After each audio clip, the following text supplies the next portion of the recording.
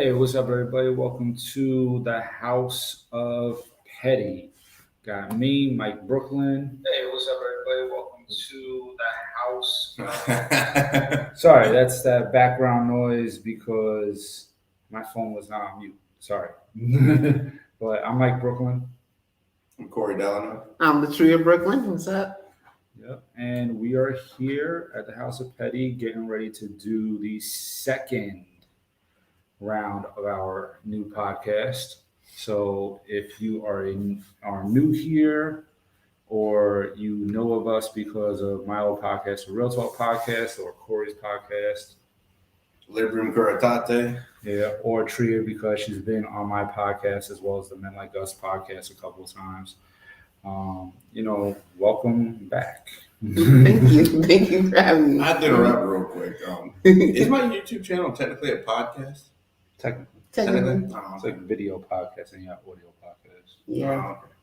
Yeah, so for those of you that don't know, like with YouTube, video podcasts are where you could actually see the people talking to each other about whatever topics are coming up. Mm-hmm. Audio podcast is where you're on your way to work or something like that, or you're just lounging around and you feel like listening to something to kind of mellow out. Those audio podcasts are there for you. Yeah, but so how are your days going today? Tired.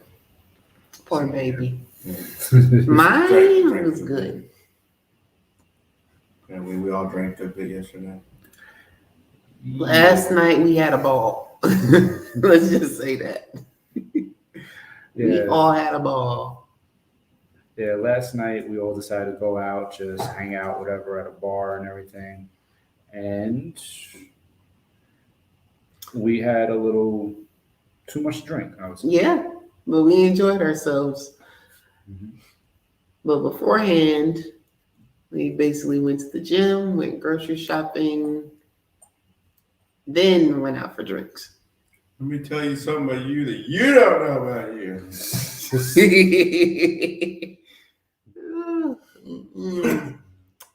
Yeah, but the bar was good though. It's called Tap House. It's in Queens. Right on Austin Street. Yeah, friendly motherfuckers that are the bartenders. Like, they definitely hooked up the drinks. They didn't water it down, so to speak, like a lot of other bars normally would. Right. Yeah, so definitely had a good time. I didn't know what to drink, so of course Mike ordered for me. But the Coke and rum was not really my cup of tea. It wasn't the fact that it was too strong. It was like I'm a fruity drink kind of person. I love fruity drinks. No doubt. Oh. Yeah, sorry, just getting the podcast out on Facebook right now. And I'm just stretching. Yeah. But the first topic that we are going to talk about tonight, Miss Dorian Corey. Yeah, Dorian Corey. As many know, the Dorian Corey Award Show, I believe it is, just went on this past weekend, and our auntie Niambi won the award. Auntie, yay! Yeah, so congratulations. Congratulations, auntie. We love you. Yeah, congratulations, Niambi, on the award.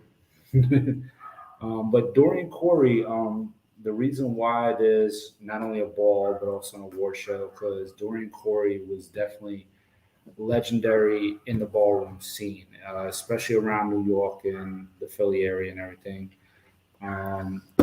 She, I believe, started out doing drag shows upstate New York, and eventually ended up on the ball scene where she created the House of Corey.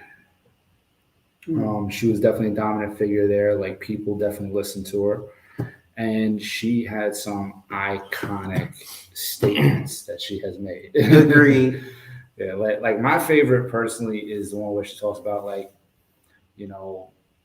everybody pretty much wants to be a success or whatever. So, like, if you shoot an arrow and it goes real high, hooray for you.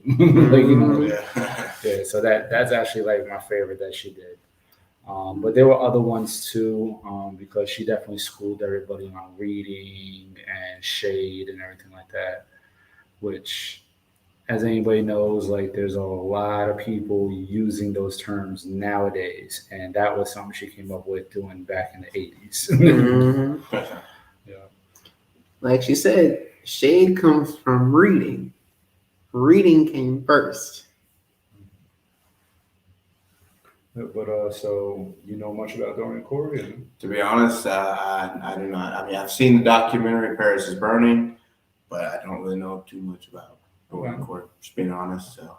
No doubt. Dorian Corey had quite a few interesting things. Like there was also the story that came out, and this was after Paris is Burning, where basically when she passed away, she had a friend that she was very close to that she told her on her deathbed. She was like, "Look, um, whatever you want from my closet," because everybody knew Dorian Corey since she came from that drag circuit.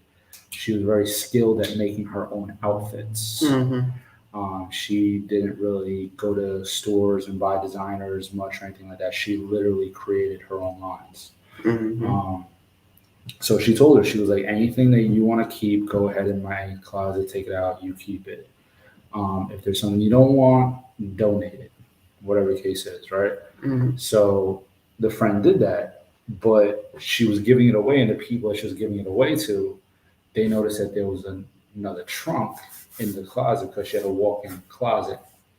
And when they pulled out the trunk, they opened it up, and it was a body in the trunk that was mummified because it had been there for like 15 plus years. Holy shit. Yeah, so And that was the body of a man who went to jail for raping a woman.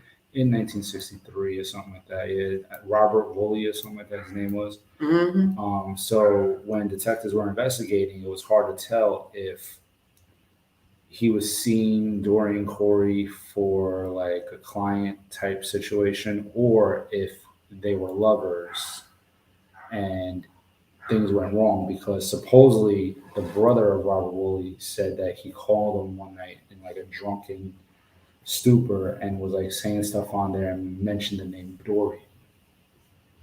So like talking about like some person that he's interested in or whatever, and then the name Dorian dropped out. So it was like they weren't sure if it was somebody else or if it was Dorian Corey. Like it was just some kind of convenience where it was like that was dropped, and they discovered this trunk after she passed away. After she passed away, right after.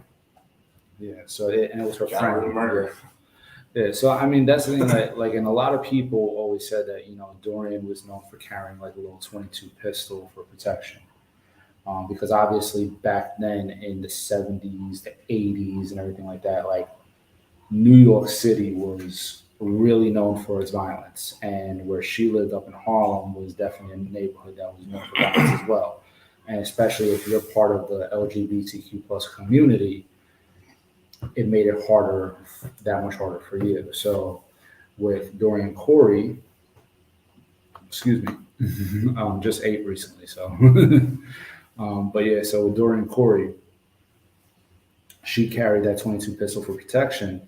So a lot of people figured like if there was something that went on, she popped him with. She probably shot him with it and out of protection because he was probably trying to get violent. Mm-hmm. Yeah. And back then, she probably, if it was a long time ago, even if she was defending herself and all of this, so they probably wouldn't have seen it that way because she's in the community. No, it's like in the show Pose that a lot of people out here probably watch and everything like that.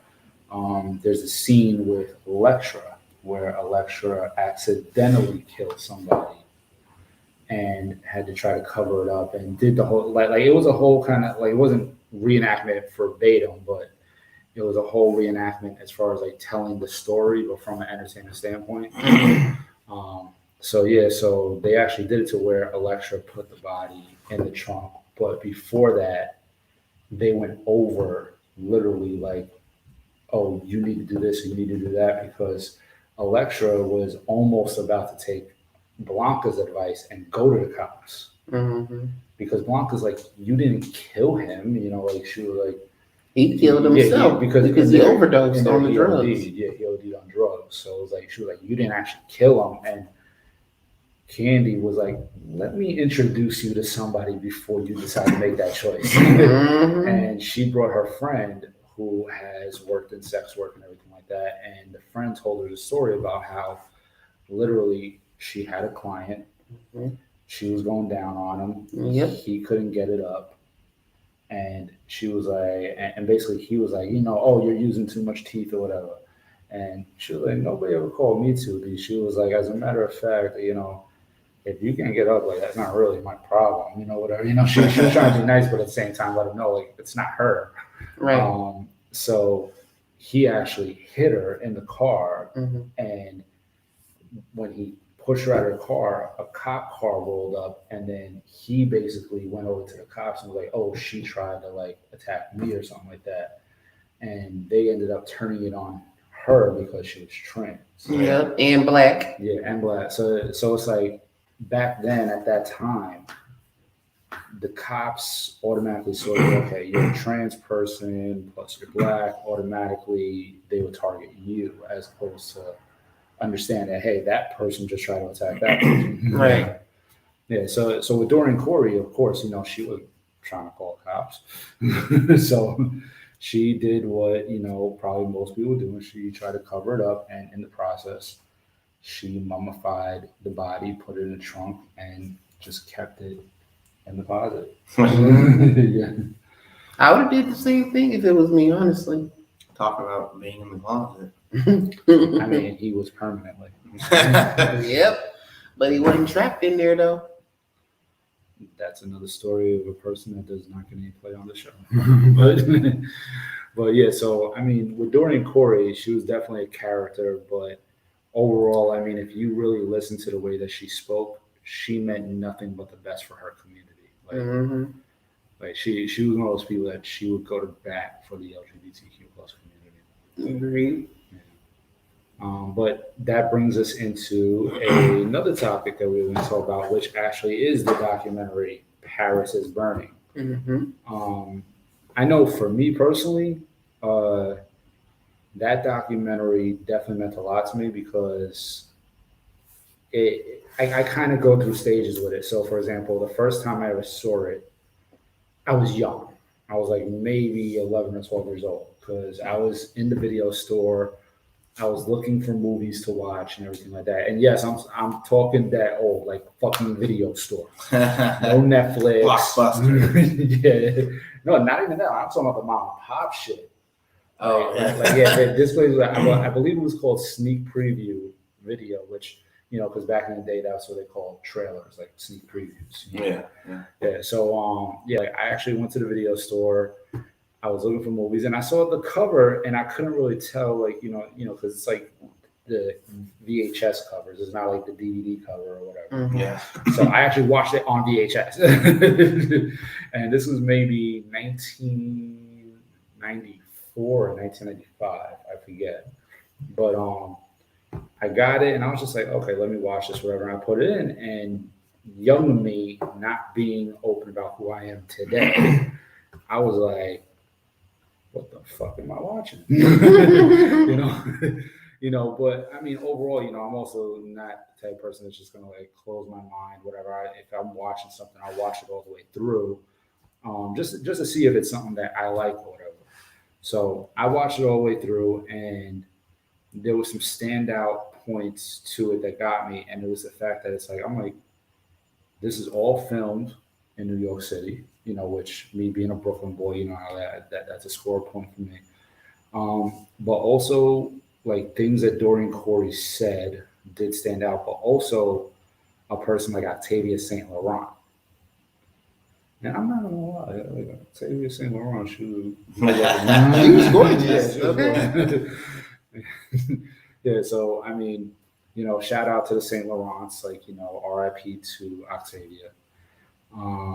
Yeah, and then also the Venus Extravaganza story, like the fact that she actually died during the making of the film, like that was kind of Rest in peace. Yeah. But other than that, like I mean, it was like seeing how these people like took the ballroom associate, which at the time I really wasn't that familiar with ballroom. You know what I mean? Like Like that was something that was kind of like new to me. And Got any comments, Jeff? no, but I'm just like, let's leave that. Wait, no. Okay. Yeah. So as far as that goes, like they literally took it so serious, and now I understand why. But I'll be honest, 11 or 12-year-old me did not truly understand that. But then later on in life, like I would watch it again, as I get older, and then I watched it a couple more times. And the more that I got older, the more I was able to relate to it and understand, like, okay, so, as being a trans, amorous, attractive man, whatever you want to call me, like being able to understand one, my attraction for trans women, but also why I did find the ballroom scene interesting, even though I wasn't an active member of the ballroom scene myself. But yeah, so anybody else have thoughts on Paris? Well, my first time seeing it, it had to be like when I was maybe like 11 or 12, Mm-hmm. when there were, blockbusters and all that other stuff, First time I'd seen it, I was like 21 actually. I was doing like research on, because I didn't discover my attraction until I was like 19. And, of course, I might have been 20 actually when I seen it, but I was like looking up films and documentaries and things of that nature because I was trying to learn about the community, essentially, this new thing that I found about myself, discovered about myself, whatever you want to call it. And I came across it and I watched it, and I remember thinking that's pretty interesting how it was back in the day. Like I think that documentary came out, was it 89 or 91? It was released in 90, but it was filmed between 87 and 89. Oh, okay. Yeah, so I knew it was like late 80s and all that stuff. And I thought it was pretty cool. Like my parents would have been teenagers then. I wasn't even born yet. So so I was like, damn, this is old school. How it was in the day, in the good old days, supposedly. But yeah, it was interesting to see how people, and actually one of the people in the documentary was talking about how there are some of these people who come in to participate in the ballroom who are actually homeless, but this is their escape. They get to be whoever they want to be. Exactly. They could be a rich executive. They could be a rock star. They could be, so on and so forth. And I was like, yeah, that's pretty cool. Yeah, it is a good way to escape. If your reality sucks or whatnot, that is a good way. I can see how that could definitely be a thing in New York City, because I'm sure, like I hear, like in the 70s and 80s, the economy here in the city was like down bad. So I'm sure, it wasn't so much the economy was down. The economy was actually good.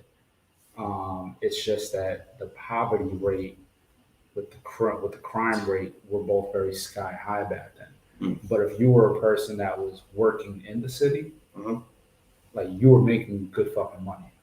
Like like if you were a person that like Wall Street was booming at the time. The Midtown's place was booming also because you had a lot of the porn shops and everything like that were making a ton of fucking money back then. So yeah, the city was booming. It was just that the poverty rate and the crime rate were just sky fucking high during that time. Yeah. But it was actually when I was homeless that I really learned more about ballroom. Because for anybody that doesn't know, I was homeless in 2014, and where I was homeless was right there in the village. So I'm talking Christopher Street, down by the piers and everything like that. Like being homeless over there, I actually lived that life that people would see in Paris is Burning. And when I was over there, I saw people voguing over by the piers. Yeah. And it looked familiar because it had been years since I had seen Paris is Burning. So I saw it looked familiar and everything like that, but kind of more modernized. And I turned to somebody that was there and I was like, yo, like, what's going on over here? And they were like, oh, they're voting, they're practicing for the ball tonight. And I was like, oh shit. It was like, when it totally brings you back to something and like it brought me out to like Paris is Burning. I'm like, oh wow. I was like, cool, you know. And I literally just remember like standing there, watching them do their thing, and like I was just like in full amazement. Yeah. I mean, when I was back home in Detroit, I've seen a lot of voguing. When I went to this LGBT community center called Affirmations, those of you Detroiters who still live there or in other states, y'all know what I'm talking about. Affirmations on 9 Mile and Woodward. That's where the young ones would be in the basement voguing, all that stuff. And like I'll be looking at them in amazement at the same time. I'll be like, damn, when they do that, don't they leg and they back hurt? I'm like, how you do that? Like, what? Oh man. What's that move called when they kick a leg out and they have a one leg bend? What's that called? Yeah, Death drop. Death drop. Yep. Well, they call some people refer to it as a death drop, but if you were to ask anybody that's in ballroom, they say it's a dip. So this true story. I actually did that one time in jiu-jitsu and got a guy's neck in between my legs right here. I did a death drop on it because I see the opportunity. I said, fuck it, I'm gonna try it. And I submitted the dude. I actually caught him in submission. And when I did it, I reached down, I grabbed my ankle, and I tightened up, and I choked him. He tapped, and he's like, "What the hell kind of move is that?" I was like, "Oh, it's this." I was like 20 years old. I was like, "Oh, I seen it on this thing one time." Yeah. So Yeah. so Niambi, if you're watching, come get your boy. He might be ready for the ballroom. Come I get was him. a lot Come get him, more Auntie. flexible back Come then. get I him. wasn't powerlifting shit. I was a jiu-jitsu guy. Yeah. Yeah. Yeah, but yeah, also Paris is Burning. Like, if anybody doesn't know, like, there are so many similarities between Pose and Paris is Burning because some of the characters in Pose are loosely based on people from Paris is Burning. Mhm. I know Damon. A lot of his story had to do with Willie Ninja. R.I.P. to Willie Ninja. You know, and condolences to the House of Ninja on his passing years ago. Mhm. Also, Angel was very well, not even very loosely. Like, there's stories that were dead on with Octavia St. Laurent, Tracy Africa, Mhm. and Carmen Extravaganza. Which, shout out to Carmen Extravaganza. I know she's still living over there in Europe doing her thing. Blanca was based on Avis Pendavis and Angie Extravaganza, which Avis Pendavis, she was a mother of the House of Pendavis. When you watch Paris is Burning, you get introduced to both Kim Pendavis and Freddie Lee Pendavis, who were, you know, children of that house. And this was all before Freddie Pendavis even walked the ball. Yeah, so and they had their little story about how they scammed Roy Rogers out of food, Mhm. which anybody that doesn't know about Roy Rogers, that was an old school burger joint. Then you had Pretel, who was actually based on Junior LaBeija, who was the MC for the balls back then. And who else was there? Candy, yeah, Candy. Candy was actually based on Venus Extravaganza and a little bit loosely based on Crystal LaBeija just because of how outspoken she was. Mhm. And Electra, based on Dorian Corey, as well as Crystal LaBeija. Yep. Yeah, so they bring in Crystal LaBeija twice, which people don't know. Crystal LaBeija was the original founder of the House of LaBeija, and also was the star of the documentary for the drag balls back in the day called The Queen. Mhm. Yeah, so I mean, out of Paris is Burning, like, which character did you guys find like the most relatable for you? If I'm being honest, because at the time when I watched it, I mean, I was just trying to learn. I really couldn't. I hadn't really experienced a whole lot of life yet at that time. I mean, now I've traveled all the country, done all kinds of cool things. But back then, I was like 20 years old, and I didn't really relate to any of the characters. If I'm being honest, I was just more or less kind of like in study mode, like, oh wow, that's how it was. Or, oh, that's cool. Or this is, oh, and because at the time I had seen like one or two drag shows at that time, and I seen it's probably what they call it, the dip or the death drop. I'd seen it, and then I seen it in that documentary. I was like, oh, that's where that comes from. Okay, wow, cool.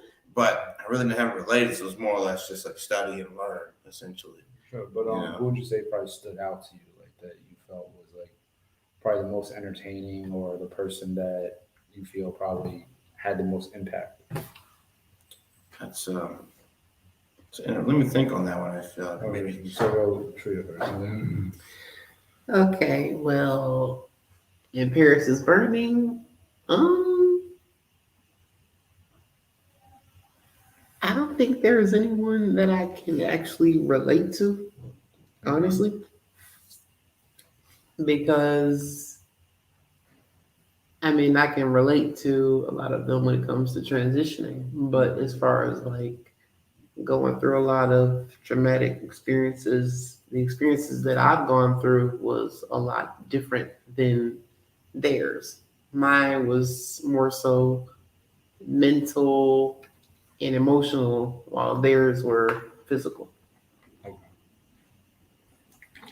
I guess for me, I guess the impact was overall, the whole documentary as a whole, because I kind of always hope to be an adventurer and see a lot of different things. I always kind of hope that it'd be cool to be able to go to that city, New York City, and actually see some of these things in some of these places that I'm learning about now. I thought, oh, that'll never be. And well, here I am now, 8 years later. So, yeah. And you got to see part of the city where a lot of it took place too, which was down by the piers. Yeah. Yep. So, I don't know. It's just, I'm always trying to learn about new and different things and whatnot. So, but anyhow, I guess the whole documentary as a whole had an impact on me on just how interesting and intricate and diverse people can really be. Because people in that lifestyle really, may not know anything about the corporate lifestyle. People in the corporate lifestyle don't know anything about that. It's just so unique how many different lives that you can lead in one life if you chose to, if you wanted to. Right. Or just how the diversity and the differences in people in general is pretty cool, and it makes life interesting in many different colors.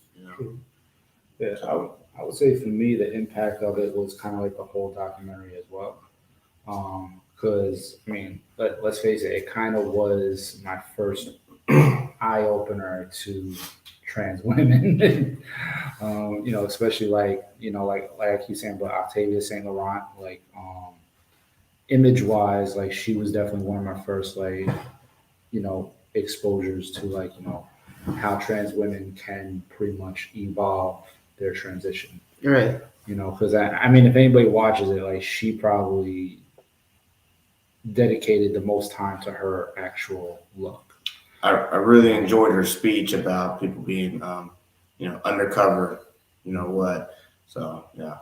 Yes, and that was actually, I think what you're referring to is post Paris is Burning, where it was like a small documentary they did called How Do I Look, which took certain people from Paris is Burning and fast forwarded some odd years later. Mm-hmm. I think it was her and Willie Ninja were like the two focal points, going on about it. But yeah, she definitely and also Queen of the Underground she did too, which she was kind of throwing direct shade toward Eddie Murphy. Yeah. Allegedly toward Eddie Murphy. That's what I was always told that it was directed to. But yeah, but yes, I know exactly what you're talking about though. But then also like the impact on me, just the whole fact that it's like this is a community that will have everything stacked against them, but they don't give up trying to fight for who they are and where they should be. Exactly. Which is why, I would say, as a trans amorous man, I do consider myself part of the community because I run into shit, especially when I was living in Atlanta, where just because of who I choose to date, automatically they'll label me with the whole, oh, so you're no different from being gay or bisexual or whatever the case is. So You it's lose like, out on employment opportunities and things of this nature too, because hate is still real, hate is still alive. It's becoming less and less and less, but the discrimination and hate, it's still there. Yeah, the LGBT community sometimes love the South, and I have no idea why. So it's like, just because we're trans, amorous, or whatever, doesn't mean that we don't get some of the similar treatment from the cis heteronormative, whatever the fuck they want to call themselves, community. Because, like I said, to them, we're no different from a person that's gay or bisexual. So it's like you're one of them new kind of homosexuals, ain't you, boy? So that's why, like, if you ever hear me say it, I say, fuck the straight label. If that's what they want to consider me, I'll let them consider me that, because at the end of the day, all that matters is, like, are me and the person that I'm in a relationship with happy together? Right. If we are, then okay, I'm gay as a motherfucker. I mean, hey, that's what shit. Gay means happy. Exactly. Shit. See, you see the shade out. Mm-hmm. Yeah. Be some happy motherfuckers over here. I'll be that. Just fuck off and let me lift weights. That's all I gotta say. Yeah, all he wants to do is lift stuff up and put them there. Right. Yeah, but that's pretty much what we got tonight. Just, wanted to talk about, Dorian Corey, because, like I said, it's her weekend. And then talk about Paris is Burning, because great fucking documentary. If you haven't seen it, go fucking watch it. That's rude. You shouldn't curse people out like that. No, fuck that. No, it's just rude. You really shouldn't speak that way. Hey, I'm from New York, deal with it. You're on live and there's people watching this. That's a good thing, though. You should watch your manners. Really? Watch how you speak to people. I'm a little offended by it. Since when? I'm always offended in your presence. It's really offensive. You should stop it. That means so much to me. But yeah, let them know where they can find your podcast. Librium Curitate, which is Latin for free love. It's on YouTube, and if you can't find it, because I thought of the name because it sounded interesting to me, but it's kind of hard to find on YouTube. But you can always just look up "I love trans women" and scroll down. You'll see me full beard with a welder's cap on. I'm talking about it, so you'll find me that way if you just look up "I love trans women." So yeah. Yeah, that was his exit out the closet. See, I hadn't been out of the closet before that. Thank you very much. I decided to be, go to the YouTube and the Facebook, Yeah, the YouTubers, the social medias. Yeah. On the Facebook. That's what old people say. Yeah, and if you want to find my podcast, it's the Real Talk Podcast. I'm probably going to be dedicating more time to this show now, but if you do want to go back and go through, like, my start of podcasting, all the way up to now, it is the Real Talk Podcast on all major streaming platforms. And also, you have your brand. To order Transfinity, you can go to Transfinity Official on Facebook, Instagram, and Twitter. It's a 2-ounce bottle. It's all natural and cruelty-free. I mean, I use it myself, of course. He uses it. Like, Corey uses it. That's got a full head of hair right here. And you see this hang time up in her. I got a little ponytail and whatnot. I got a little hang time up her. And these edges, just go on. Just go on. I started my line back in 2021 in June. Mind you, I said it's all natural and cruelty-free. $35 a bottle. Go copy one. 2-ounce bottle that lasts you about 2-3 months, right? Free shipping. And I take payment through PayPal, Cash App, and Venmo, which will be on all 3 of the pages. So be on the lookout for that, y'all. And it looks like we got somebody that joined in over there. I don't know who it is, but shout out to you. So we'll be back again probably next Sunday. We'll be streaming live, and then I believe YouTube automatically uploads this to the channel. So see you then. Be safe and peace.